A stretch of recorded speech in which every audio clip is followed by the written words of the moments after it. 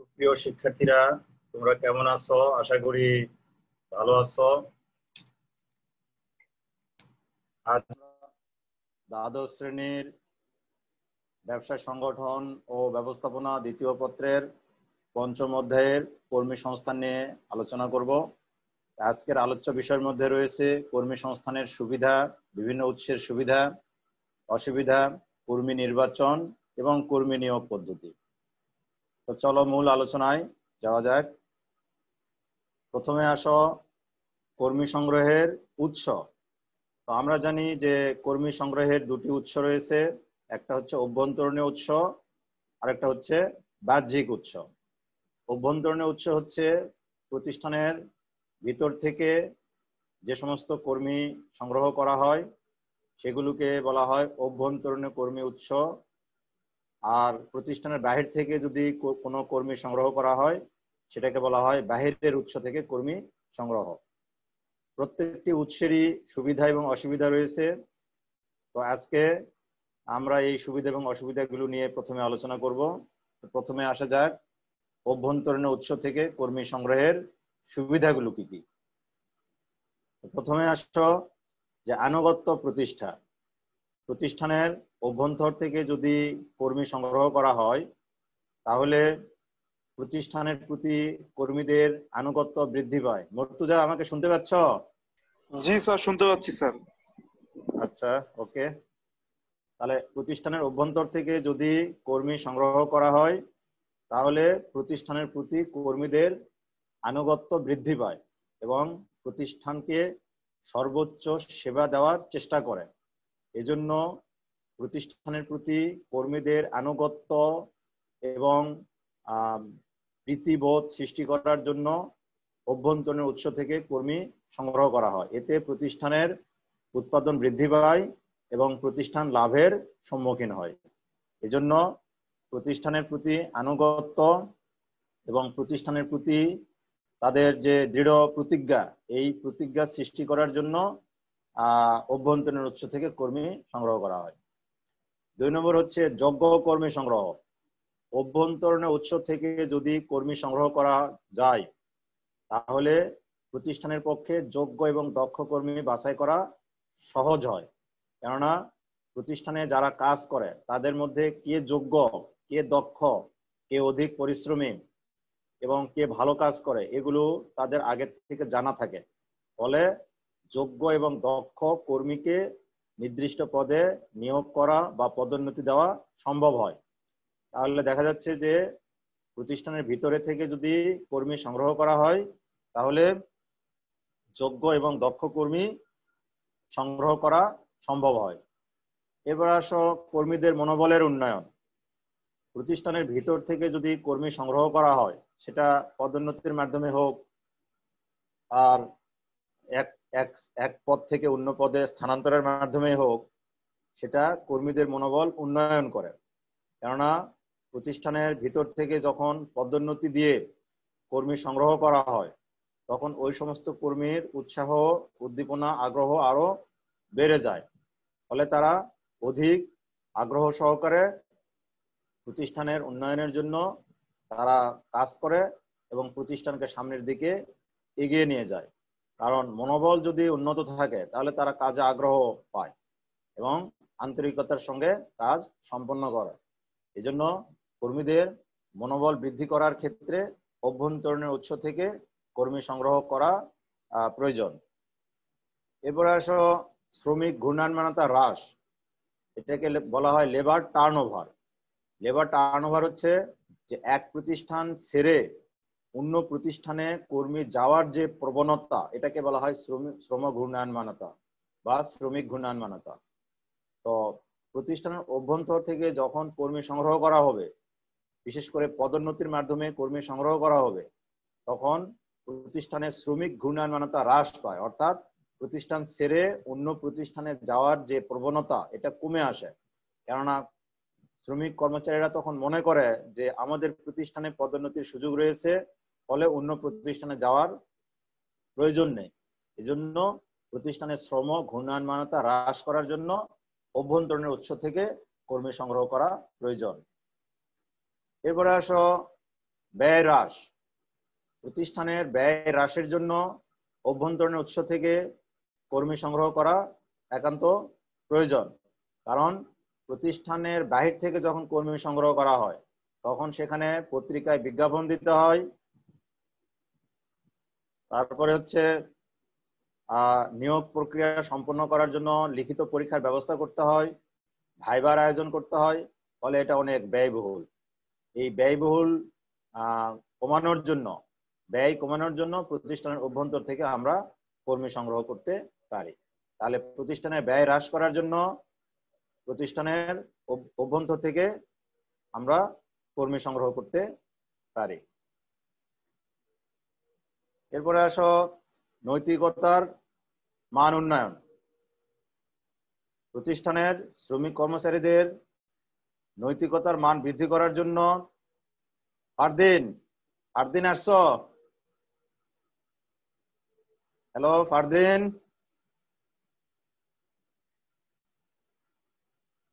তুমি জয়েন করছো? ফারদিন, আমাকে শুনতে পাচ্ছ?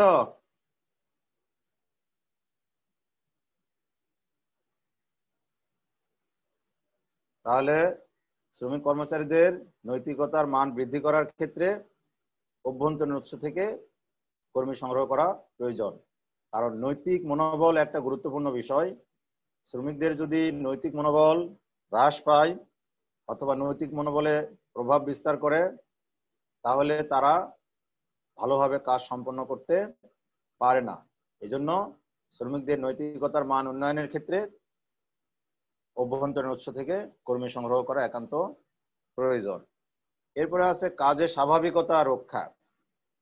প্রতিষ্ঠানের যে ধারাবাহিক যে কাজগুলো চলে সেই কাজগুলোর মধ্যে ধারাবাহিকতা রক্ষা করার জন্য অভ্যন্তরীণ উৎস থেকে কর্মী সংগ্রহ করা প্রয়োজন। কেননা বাহির থেকে কর্মী সংগ্রহ করলে তারা নতুন হয়, তারা নতুন কর্মী এসে প্রতিষ্ঠানের সঙ্গে খাপ খাওয়াতে গেলে অনেক সময়ের দরকার। ফলে প্রতিষ্ঠানের যে স্বাভাবিক যে কর্মকাণ্ডগুলো চলে সেগুলো বিঘ্ন সৃষ্টি হয়। এই জন্য প্রতিষ্ঠানের অভ্যন্তরীণ উৎস থেকে যদি আমরা কর্মী সংগ্রহ করি তাহলে এই আমাদের কাজের স্বাভাবিকতা ফিরে আসে এবং স্বাভাবিক গতিতে কাজগুলো চলতে থাকে। এজন্য প্রতিষ্ঠানের কর্মী নিয়োগের ক্ষেত্রে অভ্যন্তরীণ উৎস থেকে যদি আমরা কর্মী সংগ্রহ করি তাহলে এই স্বাভাবিকতা নষ্ট হয় না এবং স্বাভাবিক গতিতে প্রতিষ্ঠানের কাজকর্ম চলতে থাকে। এরপরে হচ্ছে প্রাতিষ্ঠানিক সম্পর্কের উন্নয়ন। একটা প্রতিষ্ঠানে শ্রমিক কর্মচারীদের সঙ্গে ব্যবস্থাপনা কর্তৃপক্ষের যে সম্পর্ক সেটাকে বলা হয় প্রাতিষ্ঠানিক সম্পর্ক। এই প্রাতিষ্ঠানিক সম্পর্কের উন্নয়নের জন্য অভ্যন্তরীণ উৎস থেকে কর্মী সংগ্রহ করা একান্ত প্রয়োজন। কারণ প্রতিষ্ঠানের অভ্যন্তর থেকে যখন কর্মী সংগ্রহ করা হয় তখন কর্মীদের মনোবল বৃদ্ধি পায় এবং কাজে তারা উদ্দীপনা এবং উৎসাহ ফিরে পায়। এজন্য প্রাতিষ্ঠানিক সম্পর্কের উন্নয়ন ঘটানোর জন্য প্রতিষ্ঠানের অভ্যন্তরীণ উৎস থেকে কর্মী সংগ্রহ করা একান্ত প্রয়োজন। এখন আসো অভ্যন্তরীণ উৎস থেকে কর্মী সংগ্রহের অসুবিধাগুলো কি কি। ছেলেরা আমাকে শুনতে পাচ্ছ? জি স্যার, আপনাকে শুনতে পাচ্ছি স্যার। জি স্যার, শুনতে পাচ্ছি। আচ্ছা, তোমাদের যে অনেকে পরে জয়েন করতেছে যে নাফিজ আসছো? নাফিজ আমাকে শুনতে পাচ্ছ? স্যার ওদের নেটে একটু সমস্যা, তো এই জন্য কথা দেরিতে যায় স্যার। আচ্ছা ঠিক আছে। তো এখন দেখো যে অভ্যন্তরীণ উৎস থেকে কর্মী সংগ্রহের অসুবিধাগুলো কি কি কি অসুবিধা রয়েছে। প্রথমত আসো শূন্য পদ সৃষ্টি। অভ্যন্তরীণ উৎস থেকে যখন কর্মী সংগ্রহ করা হয় তখন কোনো না কোনো নতুন করে আবার শূন্য পদের সৃষ্টি হয়। কেননা আমাদের যে পদটি আগে শূন্য ছিল সেটা পূরণ করার জন্য আর একটা পদ থেকে কর্মী নিয়ে সেখানে পূরণ করা হয়। ফলে যে পদ থেকে কর্মী নিয়ে আমরা আগের পদে দিয়ে দিচ্ছি সেই পদ পূরণ হলেও নতুন করে আবার শূন্য পদ সৃষ্টি হয়। তাহলে দেখা যাচ্ছে যে অভ্যন্তরীণ উৎস থেকে কর্মী সংগ্রহ করতে গেলে কোনো না কোনো ভাবে শূন্য পদ থাকবেই, আর সেই শূন্য পদ পূরণ করার জন্য আবার পুনরায় বাহ্যিক উৎস থেকে কর্মী সংগ্রহ করতে হয়। এই কারণে দেখা যায় যে অভ্যন্তরীণ উৎস থেকে কর্মী সংগ্রহ ক্ষেত্র বিশেষে করলেও বেশিরভাগ ক্ষেত্রে বাহ্যিক উৎস থেকে কর্মী সংগ্রহ করাটাই লাভজনক হবে। এরপরে আসো নতুন মেধার প্রবেশ রোধ। অভ্যন্তরীণ উৎস থেকে যখন কর্মী সংগ্রহ করা হয় তখন যোগ্য এবং দক্ষ নতুন নতুন কর্মী আসার যে সুযোগ, সেই সুযোগটা থাকে না।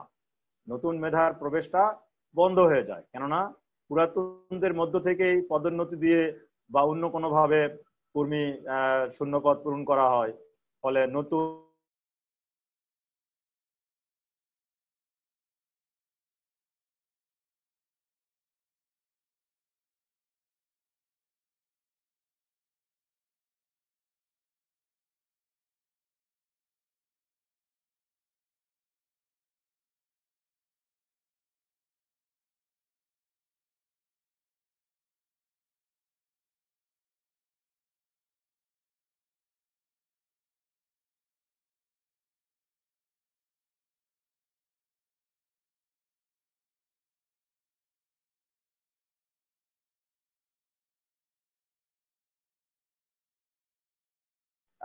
অভ্যন্তরীণ উৎস থেকে কর্মী সংগ্রহ করা আমাদের পক্ষে সম্ভব হয় না।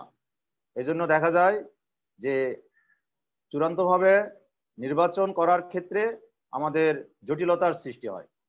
এই জটিলতা নিরসনের জন্য আমাদের বাহ্যিক উৎস থেকে কর্মী সংগ্রহ করা প্রয়োজন পড়ে। এরপরে আসো চিন্তা ও উদ্যমের স্থবিরতা। অভ্যন্তরীণ উৎস থেকে কর্মী সংগ্রহ করা হলে বেশিরভাগ কর্মী এখানে পুরাতন হয়ে থাকে, তাদের মধ্যে নতুন নতুন চিন্তা এবং উদ্যমের অভাব দেখা দেয়। ফলে প্রতিষ্ঠানে চিন্তা এবং উদ্যমের ক্ষেত্রে স্থবিরতা আসে। এজন্য বাহ্যিক উৎস থেকে যদি আমরা কর্মী সংগ্রহ করি তাহলে আমাদের নতুন নতুন চিন্তা, চেতনা, উদ্যমী লোক আমরা সংগ্রহ করতে সক্ষম হই। এটা একটা বড় অসুবিধা। আরেকটা হচ্ছে অভ্যন্তরীণ প্রেসার গ্রুপ তৈরি। প্রতিষ্ঠানের অভ্যন্তর থেকে যখন কর্মীদেরকে পদোন্নতি দিয়ে শূন্য পদ পূরণ করা হয় তখন প্রতিষ্ঠানের মধ্যে অভ্যন্তরীণ একটা প্রেসার গ্রুপ তৈরি হয়। প্রেসার গ্রুপ বলতে বোঝানো হয় যে তারা প্রতিষ্ঠানে যারা কর্মরত রয়েছে তারা একতাবদ্ধ হয়ে প্রতিষ্ঠানের ব্যবস্থাপনা কর্তৃপক্ষের উপর অনৈতিক বা অপ্রাসঙ্গিক চাপ সৃষ্টি করতে পারে, যেটা গ্রহণযোগ্য নয়। তো এ ধরনের অভ্যন্তরীণ প্রেসার থেকে প্রতিষ্ঠানকে রক্ষা করার জন্য অনেক সময় আমাদের অভ্যন্তরীণ উৎস থেকে কর্মী সংগ্রহ করা ঝুঁকিপূর্ণ হয়ে যায়। এজন্য প্রতিষ্ঠানের সার্বিক স্বার্থে, প্রতিষ্ঠানের শৃঙ্খলা বজায় রাখার স্বার্থে অনেক ক্ষেত্রেই আমাদের বাহ্যিক উৎস থেকে কর্মী সংগ্রহ করাটা আমাদের জন্য অনুকূল হয়ে থাকে। এরপরে আসো উপযুক্ত কর্মীর অভাব। অনেক সময় দেখা যায় যে অভ্যন্তরীণ উৎসে যারা কর্মরত রয়েছে তাদের মধ্যে থেকে আমাদের উপযুক্ত, দক্ষ এবং যোগ্য কর্মী বাছাই করা কঠিন হয় বা অনেক ক্ষেত্রে পাওয়া যায় না। এই ক্ষেত্রে উপযুক্ত কর্মীর অভাবে আমরা ভালো পদে আমরা নিয়োগ দিতে পারছি না, যার কারণে প্রতিষ্ঠান ক্ষতির সম্মুখীন হয়। এজন্য উপযুক্ত এবং দক্ষ কর্মী বাছাই করার ক্ষেত্রে আমাদের বাহ্যিক উৎসে শরণাপন্ন হতে হয়। তাহলে দেখা যাচ্ছে যে উপযুক্ত কর্মীর অভাব অনেক সময় দেখা দেয় প্রতিষ্ঠান অভ্যন্তরীণ কর্মী সংগ্রহের ক্ষেত্রে। এখন আসো কর্মী সংগ্রহের বাহ্যিক উৎস। বাইরের উৎস থেকে আমরা কিভাবে কর্মী সংগ্রহ করি এবং সেই ক্ষেত্রে কি কি সুবিধা এবং অসুবিধাগুলো রয়েছে। প্রথমে আসো সুবিধাগুলো। তো প্রথমে যোগ্য কর্মী সংগ্রহ। এই যোগ্য কর্মী সংগ্রহ আমরা করতে পারি যদি বাহ্যিক উৎস থেকে আমরা কর্মী নির্বাচন করি বা বাহ্যিক উৎস থেকে আমরা যদি কর্মী বাছাই করি, তাহলে আমরা পরীক্ষা নিরীক্ষার মাধ্যমে, লিখিত পরীক্ষা, ভাইবা এগুলো নেওয়ার মাধ্যমে আমরা অধিকতর যোগ্য এবং দক্ষ কর্মী আমরা সংগ্রহ করতে পারি। উদ্দীপনা বৃদ্ধি। প্রতিষ্ঠানে যারা পূর্ব থেকে কর্মরত রয়েছে তাদের মধ্যে উৎসাহ উদ্দীপনা অনেক ক্ষেত্রে হ্রাস পায়। এজন্য কর্মী যদি আমরা বাহির থেকে সংগ্রহ করি তাহলে নতুন নতুন কর্মী ব্যবসায় প্রবেশ করে এবং তাদের মধ্যে উৎসাহ উদ্দীপনা বৃদ্ধি পায় এবং উৎসাহ উদ্দীপনা নিয়ে তারা প্রতিষ্ঠানে কাজ করে এতে প্রতিষ্ঠানের উৎপাদন বৃদ্ধি পায়। এরপরে হচ্ছে প্রশাসনিক জটিলতা হ্রাস। অনেক ক্ষেত্রে বাহ্যিক উৎস থেকে যখন আমরা কর্মী সংগ্রহ করি তখন প্রশাসনিক জটিলতা আমাদের হ্রাস পায়। নতুন কর্মী ব্যবসায় আসে এবং তারা নিয়োগপ্রাপ্ত হয় এবং তাদের দ্বারা প্রতিষ্ঠান কাজ করার ব্যবস্থা গ্রহণ করে। কিন্তু প্রতিষ্ঠানের ভিতর থেকে অনেক সময় কর্মী সংগ্রহ করা হলে সেই ক্ষেত্রে কাকে পদোন্নতি দেওয়া হবে এ নিয়ে অন্যদের মধ্যে একটা প্রশাসনিক জটিলতার সৃষ্টি হয়, যার কারণে প্রশাসনের দৈনন্দিন কাজ পরিচালনা করা হয়, জটিলতা দেখা দেয়, পরিচালনার ক্ষেত্রে বিঘ্ন সৃষ্টি হয়।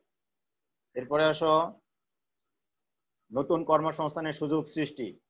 বাহ্যিক উৎস থেকে যখন কর্মী সংগ্রহ করা হয় তখন নতুন নতুন কর্মসংস্থানের সুযোগ সৃষ্টি হয় এবং সেই ক্ষেত্রে নতুন কর্মসংস্থানের সুযোগ সৃষ্টি হলে দেশ থেকে বেকারত্ব দূর হয় এবং দেশের দারিদ্রতা হ্রাস পায়। তাহলে আমরা দেখতে পাচ্ছি যে নতুন কর্মসংস্থানের সুযোগ সৃষ্টি করার ক্ষেত্রে বাহ্যিক উৎস অত্যন্ত গুরুত্বপূর্ণ ভূমিকা পালন করে।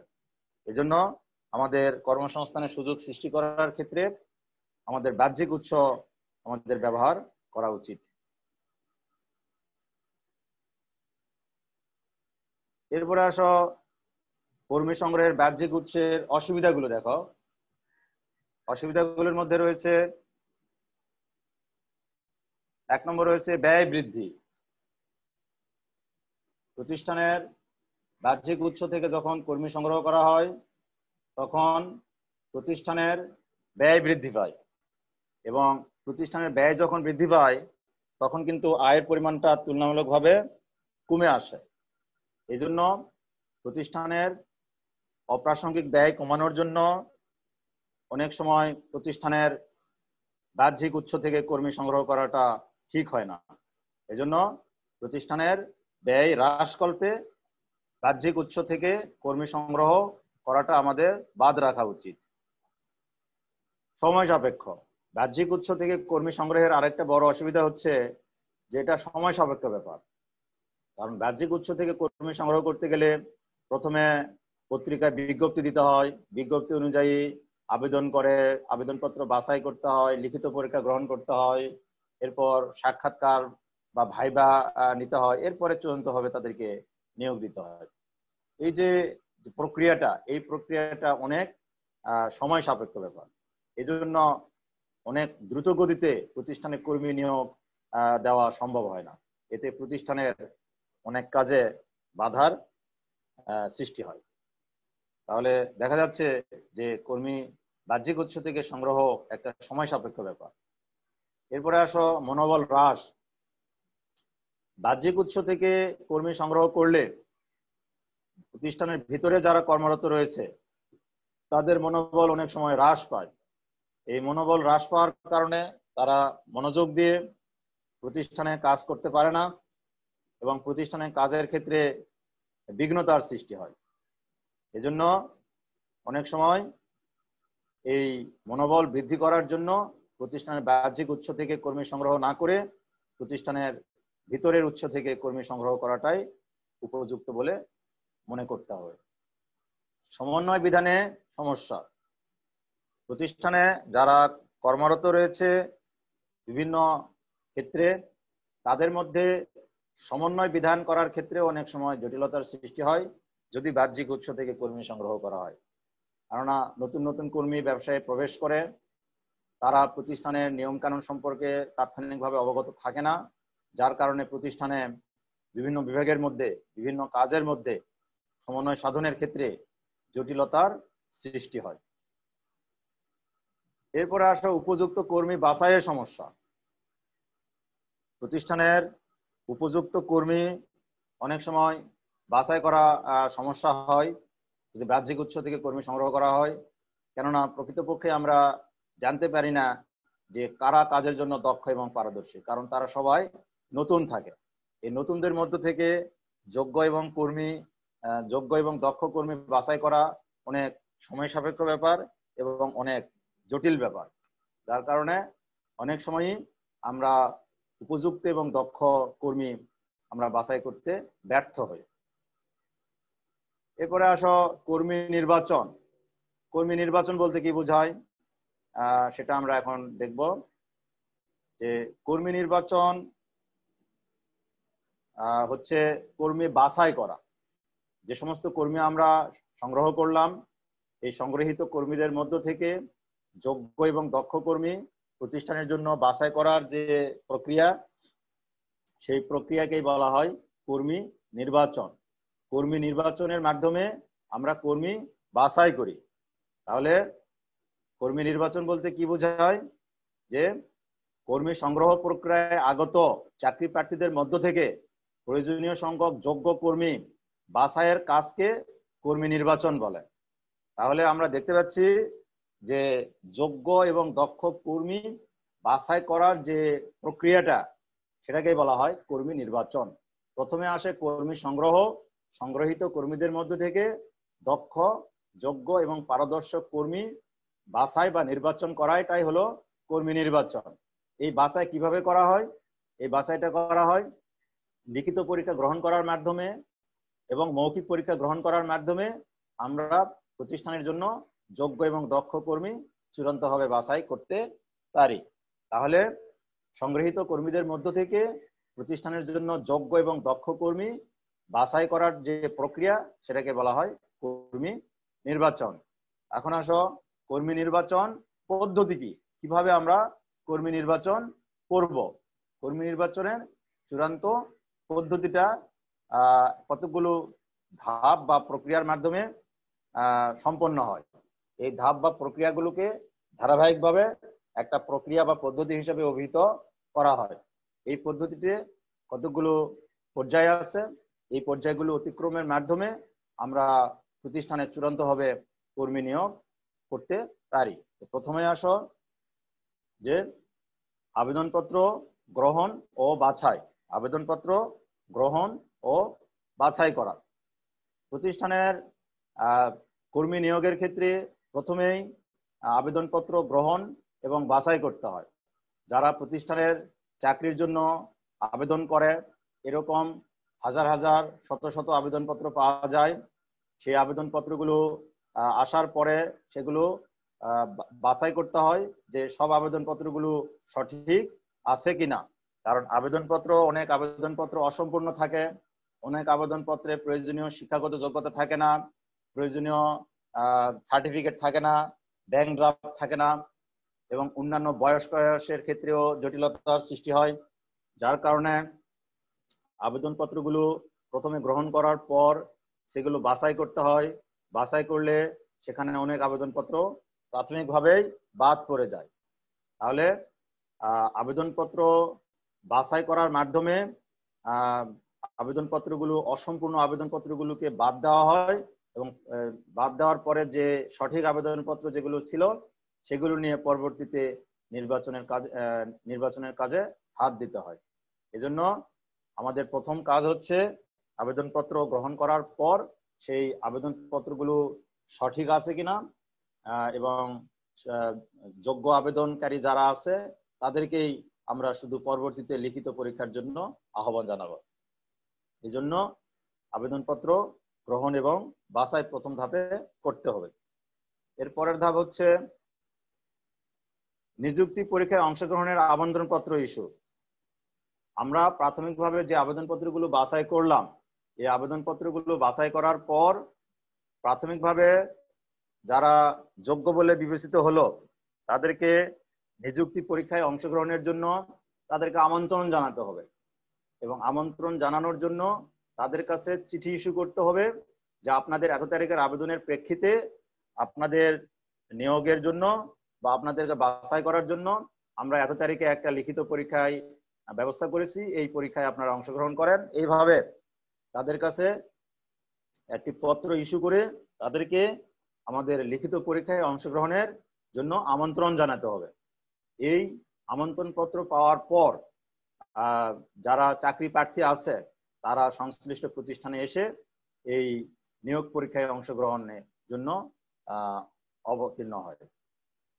নিয়োগ পরীক্ষায় অবতীর্ণ হওয়ার জন্য তারা এগিয়ে আসে। এখন নিযুক্তি পরীক্ষা গ্রহণ, এই পর্যায়ে আমাদের বিভিন্ন ধরনের নিযুক্তি পরীক্ষাগুলো নিতে হবে। নিয়োগের জন্য যে পরীক্ষাগুলো ব্যবস্থা করতে হয় সেগুলোকে বলা হয় নিযুক্তি পরীক্ষা। এই নিযুক্তি পরীক্ষার মধ্যে 1 নম্বরে রয়েছে যোগ্যতা পরীক্ষা। কর্মীর চূড়ান্তভাবে নিয়োগ করার লক্ষ্যে তাদের সংশ্লিষ্ট পদে বা সংশ্লিষ্ট কাজের জন্য তাদের যোগ্যতা আছে কিনা সেটার জন্য আমাদের যোগ্যতা পরীক্ষায় অংশগ্রহণ করতে হয়। এই যোগ্যতা পরীক্ষায় যারা যোগ্য বলে বিবেচিত হবে তাদের পরবর্তীতে বুদ্ধিমত্তা পরীক্ষার ব্যবস্থা করতে হয়। এই বুদ্ধিমত্তা হলো যে কোনো একটা কাজের ক্ষেত্রে তাদের কতটুকু বুদ্ধিমত্তা আছে, ইন্টেলিজেন্স তারা কতটুকু, এটা যাচাই করার জন্য এই বুদ্ধিমত্তা পরীক্ষা ব্যবস্থা করতে হয়। এরপরে আসে প্রবণতা পরীক্ষা। প্রবণতা পরীক্ষা হলো কোনো একটা কাজের প্রতি কর্মীদের বিশেষ কোনো ঝোঁক বা প্রবণতা আছে কিনা বা কতটুকু আছে তা যাচাই করার জন্য মূলত প্রবণতা পরীক্ষাটা নেওয়া হয়ে থাকে। এই প্রবণতা পরীক্ষা নেওয়ার মাধ্যমে নিশ্চিত হওয়া যায় যে কোনো কাজের প্রতি কর্মীদের আগ্রহ বা উৎসাহ কতটুকু আছে, এটা আমরা এই প্রবণতা পরীক্ষার মাধ্যমে যাচাই করতে পারি। এরপরে আসে ব্যক্তিত্ব পরীক্ষা। ব্যক্তিত্ব অত্যন্ত গুরুত্বপূর্ণ, কারণ একটা কর্মীকে যখন আমরা নিয়োগ দিব তখন একটা দীর্ঘমেয়াদের জন্য আমরা নিয়োগ দেই। এখন প্রতিষ্ঠান সবসময় আশা করবে যে একজন ব্যক্তিত্ব সম্পন্ন কর্মীকে প্রতিষ্ঠানে নিয়োগ দেওয়া। ব্যক্তিত্ব তো কোনো একটা একক বিষয়ের সমষ্টি নয়, অনেকগুলো বিষয়ের সমষ্টি। তার আচার আচরণ, কথাবার্তা, চালচলন, চেহারা, কথা বলার ভঙ্গি, সবকিছু মিলেই তার ব্যক্তিত্ব গড়ে ওঠে। এই জন্য প্রতিষ্ঠান চাইবে যে সবসময় একজন ব্যক্তিত্ব সম্পন্ন কর্মীকে প্রতিষ্ঠানে চূড়ান্তভাবে নিয়োগ দেওয়া। এই ব্যক্তিত্ব পরীক্ষার মাধ্যমে আমরা নিশ্চিত হতে পারি যে সংশ্লিষ্ট কর্মী ব্যক্তিত্ব সম্পন্ন কিনা। এরপরে আসো যে সাক্ষাৎকার গ্রহণ।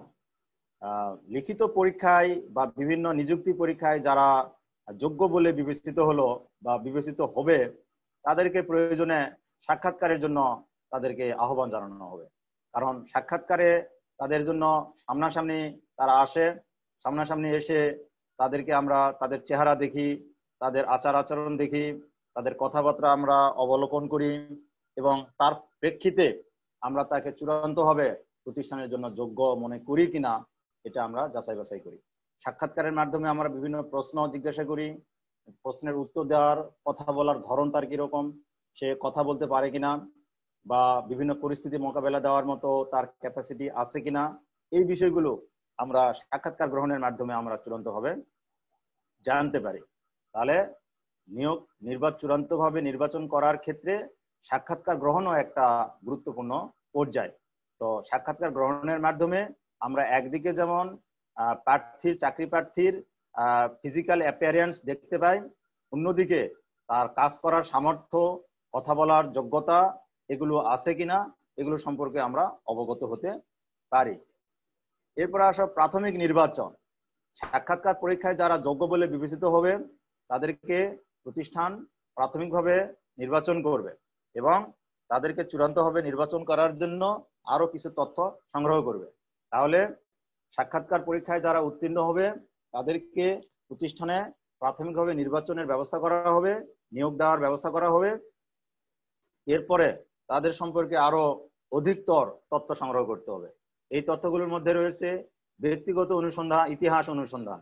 প্রাথমিকভাবে যে সমস্ত প্রার্থীকে প্রতিষ্ঠানে নিয়োগের জন্য নির্বাচন করা হলো তাদের সম্পর্কে ব্যক্তিগত ইতিহাস অনুসন্ধান করতে হবে, ব্যক্তিগত তথ্য অনুসন্ধান করতে হবে।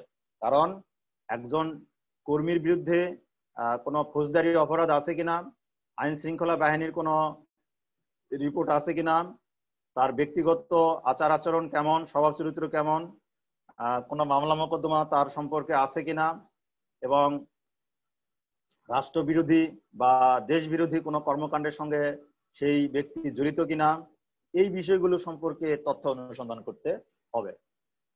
এই তথ্য অনুসন্ধান করার পর যে কাজটি করতে হবে সেটি হচ্ছে ডাক্তারি পরীক্ষা।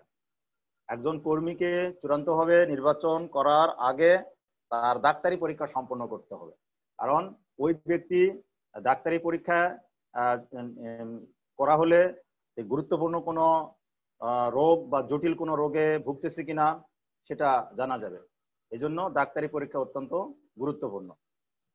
এরপর হচ্ছে চূড়ান্তভাবে তাকে নির্বাচন করতে হবে। ডাক্তারি পরীক্ষায় যারা যোগ্য বলে বিবেচিত হবে তাদেরকে প্রতিষ্ঠানে চূড়ান্তভাবে নির্বাচনের জন্য তাদেরকে চিঠি দেওয়া হবে এবং এই চিঠির প্রাপ্তির পরই তারা কাজে যোগদান করবে।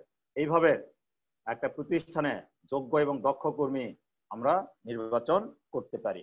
তাহলে আমরা দেখতে পাচ্ছি যে প্রতিষ্ঠানের চূড়ান্তভাবে নির্বাচনের জন্য এই ধাপগুলো অনুসরণ করে আমাদের এগিয়ে যেতে হবে। এরপরে আসো কর্মী নিয়োগ কাকে বলে। কর্মী তো আমরা নির্বাচন করলাম, কর্মী নির্বাচনের পর এখন আমরা প্রতিষ্ঠানে চূড়ান্তভাবে কর্মীকে আমরা নিয়োগ দিব।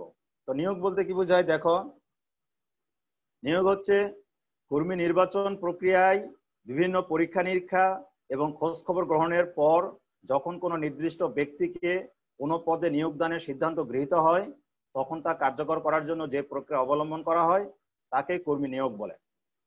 তাহলে দেখা যাচ্ছে যে কর্মী নির্বাচন করার পর এই নির্বাচিত কর্মীকে প্রতিষ্ঠানে চূড়ান্তভাবে যে যে যে পদে তাদেরকে নিয়োগ দেওয়া হলো সেই পদে তাদেরকে বসানো, সেটাকে বলা হয় কর্মী নিয়োগের ব্যবস্থা করা। কর্মী নিয়োগ হচ্ছে নির্বাচিত কর্মীদেরকে চূড়ান্তভাবে প্রতিষ্ঠানের শূন্যপদ পূরণ করার জন্য তাদেরকে সেই পদে আসীন করার প্রয়োজনীয় ব্যবস্থা গ্রহণ করা। তাহলে দেখা যাচ্ছে যে কর্মী নিয়োগ করার মাধ্যমেই চূড়ান্তভাবে প্রতিষ্ঠানের শূন্যপদ পূরণ হয়। ছেলেরা আমাকে শুনতে পাচ্ছ? আমাকে শুনতে পাচ্ছ? জি স্যার। জি স্যার। মাত্র 3জন 4জন আছো, আর ছেলেরা কোথায় গেল? এরা কি চলে গেছে? হ্যাঁ বলো, চলে গেছে এরা? ক্লাস শেষের দিকে তো স্যার হয়তো বের হয়ে গেছে মনে করেন। আচ্ছা, তো আজকে তো এই পর্যন্তই ক্লাস। তো তোমাদের কোনো বিশেষ প্রবলেম আছে কিনা বলো, যদি কোনো বিশেষ প্রবলেম থাকে তাহলে না সেটা স্যার, নিয়ে নাই স্যার। আলোচনা করি। কোনোটাই প্রবলেম নেই? কোনোটা প্রবলেম আছে? আর তোমরা বুঝতে পেরেছো আজকের আলোচনা? জি স্যার, বুঝতে পেরেছি স্যার। তো কেউ একটু বলো দেখি যে আসলে কর্মী নির্বাচনটা কাকে বলে, কি বলতে পারবে? কর্মী নির্বাচন কাকে বলে? একজন একটু বলো তো দেখি, কে কে আছো? জারিফ আছো? বলো দেখি একটু। গালিব আছো, জারিফ আছো, বলো যে কর্মী নির্বাচনটা কি, কেউ বলতে পারবে?